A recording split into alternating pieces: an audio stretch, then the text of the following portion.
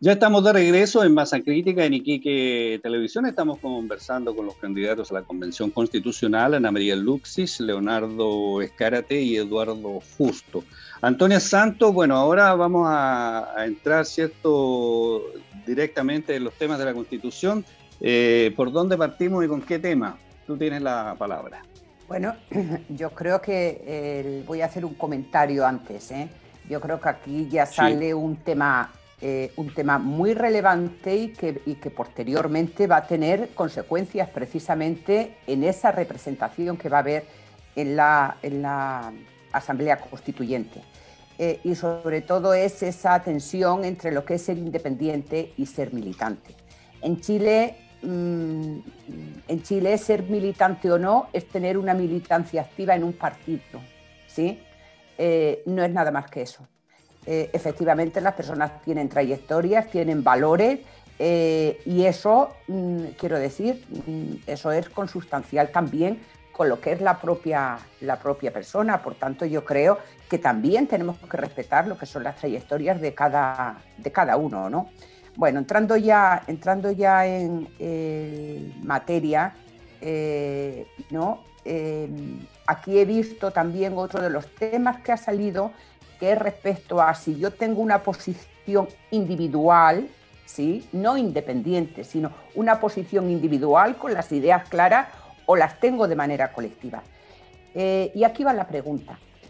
¿Consideran que los acuerdos que se tomen en la Constituyente, porque no son acuerdos individuales, sino que son acuerdos colectivos, ¿no?, deben tener altos quórum para su aprobación, como los mantiene la Constitución actual, o deben tener quórum bajos?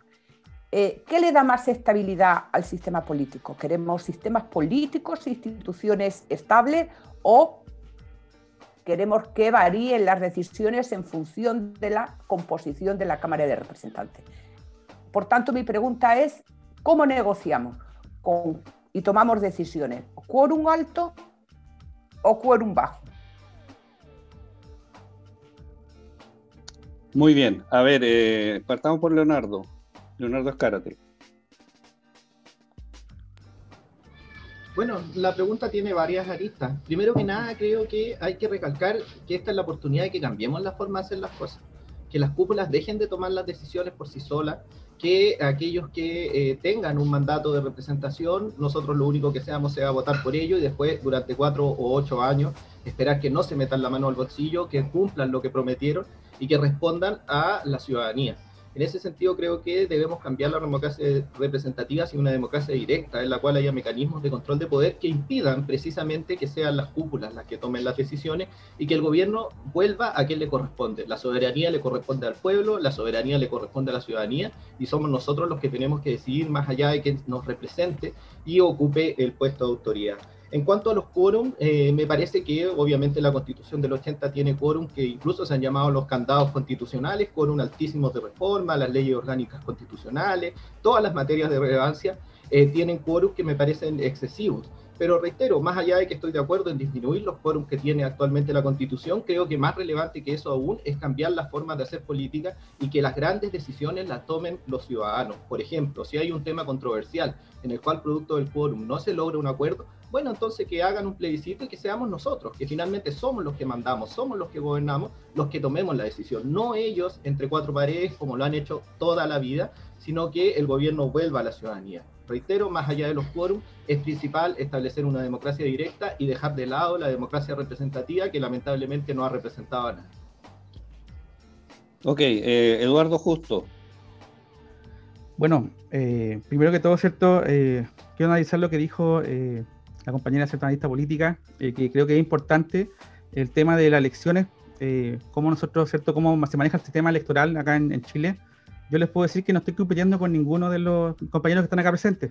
Mi competencia directa, a mi juicio, ¿cierto?, es Hugo Gutiérrez, ¿ya? Independientemente de que estemos, ¿cierto?, en la misma lista, compartamos, ¿cierto?, algunos lineamientos, ¿cierto? Pero yo compito con ¿cierto?, las personas que están dentro de mi, ¿cierto?, del acuerdo, ¿ya? Y respecto a la pregunta, ¿cierto?, según la experiencia internacional, mientras la Constitución sea más flexible, ¿cierto?, va a propender, ¿cierto?, a tener mayor estabilidad en el largo plazo. Entonces nosotros nos vemos acá hoy en día con una constitución, ¿cierto?, rígida y que ha generado estallido social y muchas cosas más. La desigualdad, ¿cierto?, los índices que cada vez van en aumento o se han mantenido constantes, levemente crecientes, ¿ya? Por eso que nosotros nos fuimos partícipes el 18 de octubre, o sea, el Acuerdo por la Paz a nosotros, ¿cierto?, nos sepultó. ¿Y por qué digo nosotros? Porque detrás mío hay movimientos sociales. Está el Comando de Defensa Camiña, Comando de Defensa del Agua, ¿cierto? Está el cuidado, ¿cierto?, el borde costero, la contaminación y bla, bla, bla, ¿cierto? Entonces, la verdad, yo creo que los quórum hay que bajarlos. Somos partidarios del 50+1, ¿ya? No sé si llamarle quórum bajo o quórum medio, pero yo creo que en toda democracia, ¿cierto?, la mayoría simple es la que debería ganar. Eso. Muy bien, Eduardo. Bueno, y precisamente quería preguntarte respecto a lo que acabas de señalar. ¿Cierto? Hay todo un tema con este acuerdo, ¿cierto?, que fue transversal de muchos partidos políticos y que dio origen al plebiscito, digamos, y ahora, ¿cierto?, a este proceso de convención constitucional. ¿De qué manera sientes tú que había una opción distinta en ese minuto, ¿cierto?, del estallido social, donde había una tremenda presión sobre el gobierno? ¿Tú sientes que era otro el camino, digamos, que había que tomar? ¿Y qué camino era ese? Sí, nosotros cuando analizamos las prácticas políticas, ¿cierto?, a nivel nacional, ¿ya? Detrás de nosotros están las personas, está el sufrimiento, está el joven, por ejemplo, no sé, está la mamá que no paga la mensualidad de su hijo y el hijo al año siguiente no se puede educar, ¿cierto? O está el abuelito que está en la lista de espera por más de 5 años para colocarse una prótesis. Entonces, ¿cómo relacionamos esas problemáticas locales, ¿cierto?, a nivel con lo que pasa en la política a nivel nacional, ¿ya? En ese momento, ¿cierto?, era crucial, respecto a la historia de Chile, ¿cierto?, la fuerza que tomó el movimiento social, el descontento ciudadano. Entonces, era el momento, ¿cierto?, en el cual se podía forzar la institucionalidad, ¿cierto?, sin tener el apoyo, ¿cierto?, o sea, del Estado o algunos partidos políticos que eran a favor del Estado. Sí, Eduardo, pero ¿de qué manera? ¿Se tenían que tomar la moneda? ¿Quién iba a quedar ahí, digamos, dirigiendo el país? ¿Cómo iba a hacer eso? Súper. Entonces, la propuesta de nosotros era, ¿cierto?, que mientras no se convoque a los movimientos sociales representativos, ¿cierto?, no tenía que haberse llegado a un acuerdo. Era el momento de forzar la institucionalidad, ¿cierto?, a través de movimientos sociales. Esa es nuestra propuesta. Bueno, ok, a ver, Leonardo, no sé si estás de acuerdo con eso también, digamos que este acuerdo fue un acuerdo espurio y que debió haberse conducido de otra manera ese estallido social. Leonardo. Sí, más que haberse conducido de otra manera el estallido social, efectivamente una de las grandes demandas era modificar la Constitución de 1980, de la cual desde su origen ya es ilegítima. Pero no concuerdo en el hecho, creo que acá el principal problema es otro. El principal problema es que acá esto es lo que yo comentaba antes. Este es un acuerdo entre cuatro paredes, de espalda a la ciudadanía, de espalda a las organizaciones sociales y por tanto, más allá de que efectivamente pudiese haberse buscado un acuerdo en términos similares para dar una solución viable a todo lo que había significado el estallido social y siendo esta la modificación constitucional que hoy nos encontramos, creo que la forma es la que no corresponde. Ellos tomaron las banderas de las organizaciones sociales, las cuales no tenían, y tomaron una decisión por todo el resto del país, estableciendo ciertas reglas que efectivamente limitan el trabajo de la convención, estableciendo reglas que han perjudicado la aparición de independientes, y asimismo estableciendo finalmente un sistema que también le permitió dar un salvataje al gobierno. En ese sentido, reitero, creo que la forma y el resultado final también de no contar con una asamblea constituyente que era el clamor popular, es lo que en definitiva debemos criticar más que el resultado final de efectivamente poder modificar la Constitución, que eso sí a mí me parece súper saludable. Sí, Antonia, ¿sientes tú que había una opción distinta, digamos, de canalizar este descontento y este estallido social, digamos, de acuerdo un poco a lo que nos dicen nuestros invitados? Bueno, por pensar que podría haber habido distintas salidas, claro, puede haber distintas salidas. Ahora, a mí me parece que la salida que hubo fue una manera, dentro de la institucionalidad vigente en Chile, de descomprimir una situación, ¿sí? Y el hecho de que estuviesen la mayoría, porque nos tenemos que basar, quiero decir, en la legitimidad que tenemos, no podemos forzar otro tipo de legitimidad. Y cuando haya otra constitución tendremos que respetar la legitimidad, esa que nos hemos otorgado. Si no, no se puede convivir. Quiero decir, hacer una nueva Constitución es apostar por establecer consensos de convivencia, y son consensos de convivencia que efectivamente, cuando son decididos por una representación amplia y que sustentan una legitimidad de inicio, es para que las respetemos, evidentemente. Respetar no quiere decir que no se transforme, pero sí se constituye en el pilar que nos permite avanzar.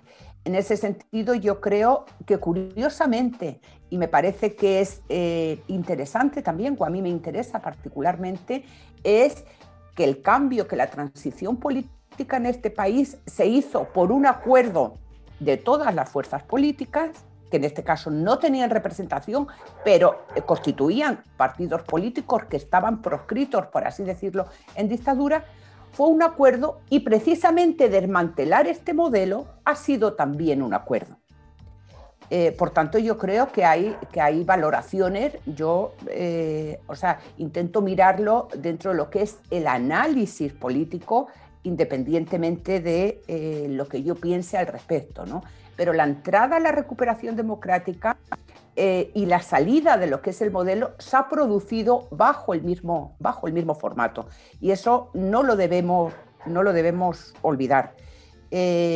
Por tanto, yo creo que fue una salida institucional para descomprimir un conflicto, y además creo que tiene elementos muy exitosos también, más allá de que queramos una participación directa. Por ejemplo, el hecho de que dentro de un gobierno que es de derecha sea el que facilita el cambio constitucional, aunque sea por presión ciudadana, es un hecho interesante.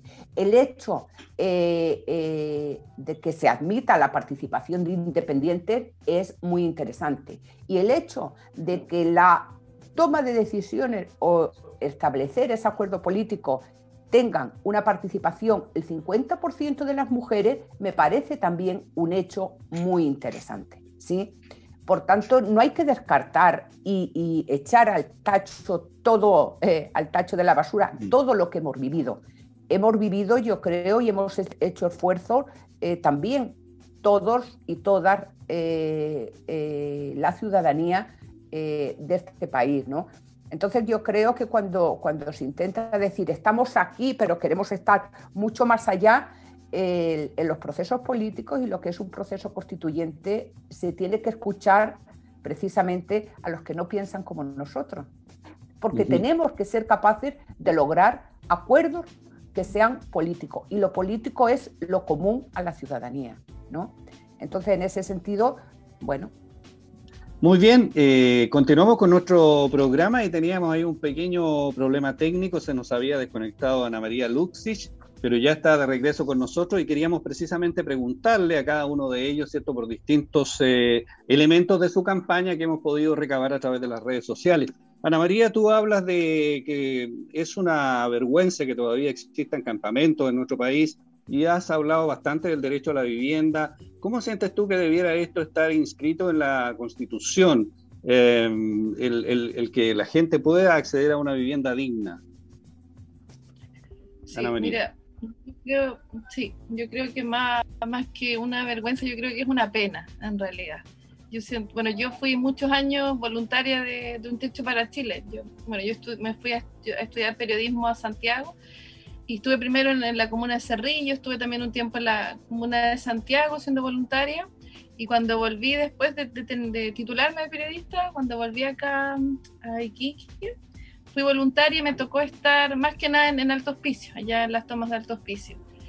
Y claro, porque una cosa siempre es lo que uno puede leer, una cosa es la teoría, y otra cosa muy distinta cuando uno ve la realidad de la familia. Pero ¿cómo se hace eso, Ana María, en la práctica? Porque significa que la gente tiene derecho a tener una casa, a tener un subsidio, a que el Estado te construya o te entregue una cantidad de recursos. ¿Cómo lo ves tú, digamos, desde el punto de vista práctico?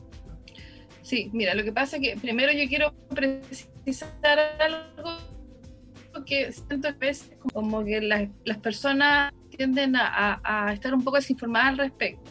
Nosotros somos candidatos a convencionales constituyentes. los convencionales constituyentes somos los que vamos a redactar la Constitución. La Constitución es este rayado de cancha. ¿Y qué es lo que pasa acá? Acá están los derechos fundamentales. Entonces, partiendo por ahí. Entonces, en este rayado de cancha, nosotros, o yo también, como parte de una coalición, proponemos el derecho a la vivienda digna, ¿ya? Para todas y todos. ¿Por qué? Porque es súper necesario, porque las familias ahora lamentablemente no pueden vivir. Usted me preguntaba cómo se hace esto, ¿cierto? Porque también es una preocupación. Y justamente tiene que ir acompañado también con varios otros temas. Pero quiero volver al tema. Acá primero está el derecho a la vivienda digna, eso tiene que ir en la Constitución, partiendo por ahí. Después hay materias de ley, hay materias de servicios públicos, pero por eso tiene que haber un engranaje que esté funcionando. Y entonces, ¿cómo lo podemos hacer? Acá, por ejemplo, tenemos que preocuparnos del tema del suelo, de los distintos planes que se tienen que hacer con respecto a la urbanización. Al final, si uno se da cuenta, este es un trabajo mancomunado de los distintos servicios públicos. Junto está la Constitución, están las leyes y están después los ministerios, y de los ministerios están los servicios públicos. Por ende, tiene que haber un trabajo mancomunado para poder llevar a cabo este derecho a la vivienda digna. Y en ese sentido también tiene que haber un trabajo con las municipalidades, por lo que mencionaba anteriormente, con el tema del plan regulador, con el tema de los planes que tiene cada municipio con respecto a... Sí, nos queda claro, Ana María. Leonardo Escárate, tú señalas que has hecho encuestas, digamos, has invitado a la comunidad a participar, ¿cierto?, de este proceso, y me gustaría que nos contaras un poco cómo te ha ido con esas encuestas y qué es lo que la gente quiere, ¿cierto?, que esté prioritariamente una o dos cosas, digamos, en la Constitución. Bueno, mira, más que encuesta, ha sido una actividad participativa en la cual hemos invitado a la gente a que nos cuente qué constitución queremos y cuáles son las principales materias o puntos en los cuales se requiere cambiar o instalar en la nueva constitución. En ese sentido, las demandas ciudadanas son muy claras, dicen relación principalmente con los derechos sociales, educación, salud, seguridad social o pensiones, vivienda y también, a mi entender, afortunadamente acá en la región, el derecho al agua. Eso yo te podría señalar que el trabajo que hemos realizado en terreno durante toda la campaña y asimismo a través de las redes sociales, hemos podido recoger que estas son las principales inquietudes, sin perjuicio de que obviamente también hay otras inquietudes que tienen relevancia. Estos son temas que se repiten reiterativamente entre lo que los ciudadanos nos han podido comentar. Sí, hay un aspecto que me llamó la atención de tu programa, ¿cierto?, que es cambiar las políticas de defensa. ¿De qué se trata esto, digamos? Porque viene llamativo, no lo he visto en otros candidatos. Me parece que, bueno, a ver, al igual como la gran mayoría de la Constitución del 80, tiene, obviamente, a raíz de su origen, una mirada militarizada. En ese sentido, las políticas de defensa, tanto interior como exterior de nuestro país, siempre han sido de carácter beligerante. Pensando en un escenario posible de un conflicto armado, pensando en un escenario de conflicto con nuestros países vecinos. Creo que es el momento de cambiar dicha política anacrónica, dejar atrás esa lógica de los buenos y malos, de la Guerra Fría, del temor de que nuestro sistema se perpetúe y que no vengan algunos grupos ideologizados a intervenir, y empezar a distribuir los recursos de otra forma. Las Fuerzas Armadas reciben un nivel de recursos altísimo, importantísimo, que no se condice con las necesidades que efectivamente tienen. Creo que su trabajo tiene que ser de carácter social, creo que su trabajo tiene que ser de carácter, en el caso de las policías, preventivo, y también me parece que se debe reformar el doble escalafón, establecer la sujeción irrestricta al poder civil y asimismo sancionar de forma ejemplificadora actos de corrupción, de desobediencia y así también como de deliberancia. Es el momento de que las Fuerzas Armadas dejen de tener el rol protagónico que han tenido en los últimos 40 años, porque, reitero, no se condice con los tiempos que nos encontramos viviendo, lo cual tenemos que establecer una relación de hermandad con nuestros países vecinos y no siempre estar pensando en una lógica de un conflicto armado. Sí, Eduardo Justo, ¿qué te parece ese planteamiento? ¿Lo haces tuyo? Respecto a las Fuerzas Armadas, ¿ya? Es que la verdad me gusta igual también el tema de vivienda, porque me hace mucho sentido con el trabajo que hago día a día, ¿ya? Respecto a las Fuerzas Armadas, ¿cierto? yo he leído algunos programas, ¿cierto?, que ha puesto, ¿cierto?, Leonardo, y también he escuchado las opiniones, ¿cierto?, de Ana María, ¿cierto? Y la verdad yo coincido en algunas cosas, en el sentido de que a veces llamarlo como que no está profesionalizada la carrera, yo creo que igual es como un insulto, porque ellos igual son profesionales, estudian, se dedican, ¿cierto?, se capacitan. Yo creo que el problema es como un problema de fondo, y esto no solamente parte por la forma o la formación de ellos, o el cómo trabajan, sino que parte de la estructura del país, de cómo se constituye, ¿ya? Desde cuánto nosotros distribuimos de nuestro PIB, ¿cierto?, de nuestro nivel de ingreso para el financiamiento de las Fuerzas Armadas, de la ley de royalty, ¿cierto?, minero, desde cómo nosotros distribuimos los recursos públicos, ¿cierto?, para cada uno de los ítems. Tenemos, ¿cierto?, uno de los ítems más bajos en educación, que si bien es cierto aumentado, pero estamos bajo a nivel, ¿cierto?, ¿Tú sientes que digamos, el Estado debiera gastar menos en el fondo en este ítem, en Fuerzas Armadas? Menos en armar a las personas y más, ¿cierto?, en armar con educación a los jóvenes y adultos. Y desde el punto de vista de la vivienda, que también querías hacer mención. Sí, bueno, cuando me preguntas sobre vivienda, yo me acuerdo de mi amigo de Canadela, por barrio de emergencia Canadela, Toma La Pampa, las tomas del Boro, estuvimos el fin de semana en Toma del Boro, y siempre hemos estado ahí. En el borde costero, por ejemplo, construyeron casas y todavía no hay conectividad, o sea, no hay colegio, cuesta que llegue la movilización. Entonces, ¿cómo yo esto lo transformo en la Constitución? Porque, por ejemplo, las personas que están ahora en la Toma del Boro están en el lugar más bajo de altos pisos, y se puede, en cualquier momento va a venir un aluvión y van a haber personas que van a, lamentablemente, quizás fallecer. Entonces, ¿cómo eso lo plasmamos en la Constitución? Okay. ¿Cierto? Vamos a quitar el principio de subsidiariedad, ¿cierto?, en el tema de educación, vivienda y salud. Ok, muy bien. Antonia, todos los candidatos hemos visto en todo el país, ¿cierto?, hacen eco de las demandas sociales, la demanda por salud, por vivienda, por educación, con pensiones dignas, pero a la hora de los que hubo, bueno, esto tiene que estructurarse en alguna acápite de la Constitución, en términos generales probablemente, y después ley a ley, digamos. Pero también hay un tema de recursos del Estado para, ¿cierto?, hacer realidad estas demandas. Entonces, una cosa es querer todo esto y que todo el mundo esté de acuerdo, y otra efectivamente es que se cumpla. Sí, pero el cumplimiento, primero la forma de comprender o de acordar cómo debe ser o cómo se debe proteger y garantizar derechos básicos, que son los que estamos hablando, ¿no? Pero no es un problema, o sea, yo diría, no es un problema de recursos, es un problema de la administración de los recursos, que es distinto, ¿sí? Es donde se ponen las prioridades a la hora de establecer cuál es el gasto. En este caso estamos hablando de políticas sociales.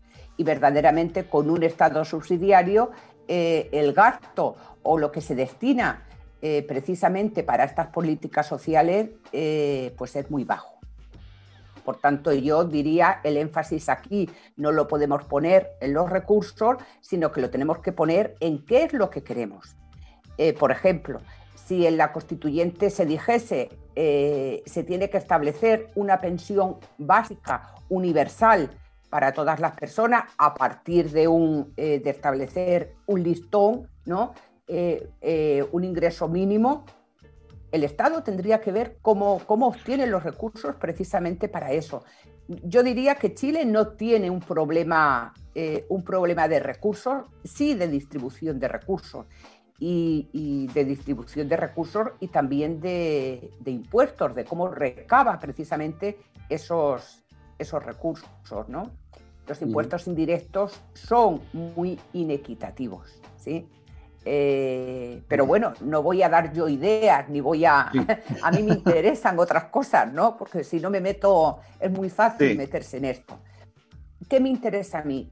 Pero yo sé que ya tenemos muy poco tiempo, pero hay cosas... ¿Qué le preguntamos antes de terminar a los candidatos?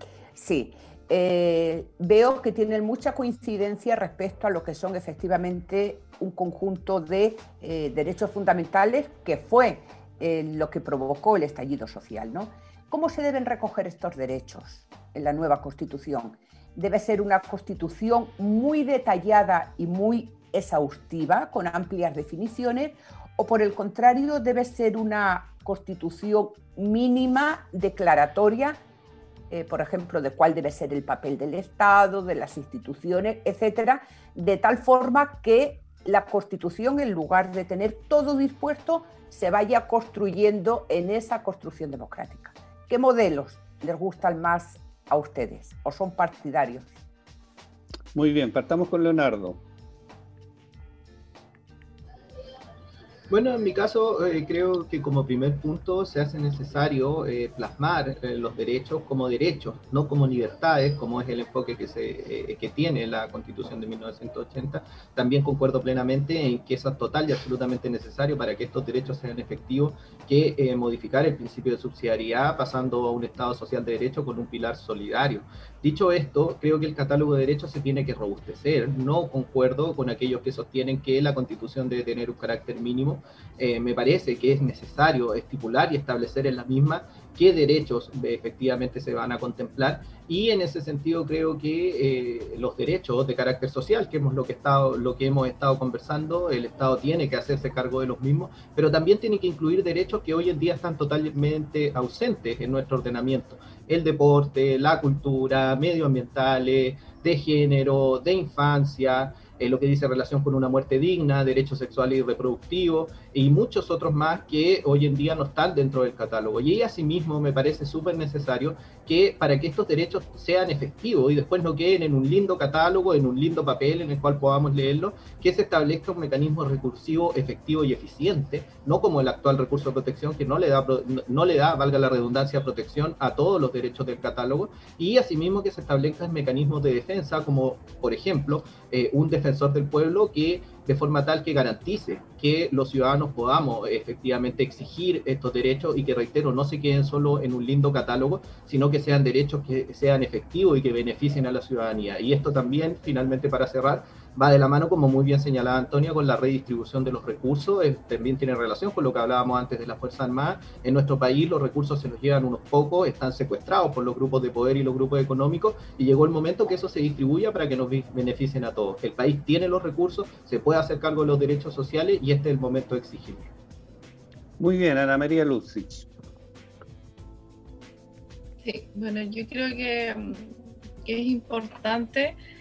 La Constitución sí o sí tiene que tener ciertos ejes que son mínimos, que tiene que tener los principios de la Constitución, tiene que tener principios orientadores, tiene que tener cómo va a ser la organización del Estado, y por supuesto también los derechos fundamentales. Yo creo que esos son como ciertos mínimos que sí o sí debería tener una Constitución, porque para volver a mencionar lo que decía antes, la Constitución es un rayado de cancha, es como decir, de esto partimos, de acá empezamos.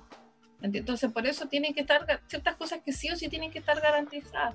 Y como lo que decía Leonardo también, tenemos que ampliar los derechos fundamentales. Y también, por ejemplo, en los derechos fundamentales encontramos el 19 número 10 y el 19 número 11, que habla del derecho de educación y habla de la libertad de enseñanza. Yo creo que tenemos que, y no se menciona, por ejemplo, fortalecimiento de la educación pública, como sí estaba mencionado en constituciones anteriores. Entonces yo creo que sí debemos precisar en algunos contenidos que se tienen que incorporar, o sea, se tiene que fomentar la educación pública. Muy bien, Eduardo Justo. Bueno, yo creo que para tomar la decisión de cómo se va a redactar la Constitución hay que verlo como un estadista a nivel global, ¿cierto? Y a nivel, ¿cierto?, también de experiencia internacional. Y nosotros tenemos una cultura en la población, ya sea en Chile y también Tarapacá, ¿cierto? Una cultura individualista, ¿cierto? Una cultura donde, y por años, ¿cierto?, que el mercado lo resuelve todo, excepto las Fuerzas Armadas. Ya tenemos un exceso de presidencialismo, ¿ya? O sea, el director de la zona franca es elegido por el presidente, universidad regional también, en cierta manera, ¿cierto? Y la corrupción, ¿cierto?, ha entrado acá, ¿cierto?, en los municipios, gobiernos regionales, parlamentos, incluso en las fuerzas de orden, o sea, quienes deberían velar para que no pase quizá eso, ha entrado, ¿cierto? Entonces, como en base a la cultura que teníamos como país, ¿cierto?, yo creo que es importante establecer una constitución con amplias definiciones, o sea, con definiciones bien concretas y amplias, o sea, no podemos dejar toda la deriva. Y quizás después cuando el país vaya creciendo, se vaya invirtiendo en parte en educación, en cultura y toda la desigualdad vaya disminuyendo, ahí recién podemos pensar, ¿cierto?, como países, ¿cierto?, que integran la OSD. Ok, bueno, queremos agradecerle, ¿cierto?, a nuestros invitados que nos hayan acompañado en este programa. Por supuesto quedan muchos temas pendientes, pero tratamos de abordar lo más que podemos, ¿cierto?, en esta hora de programa. Y también, por supuesto, a nuestra analista, Antonia Santos.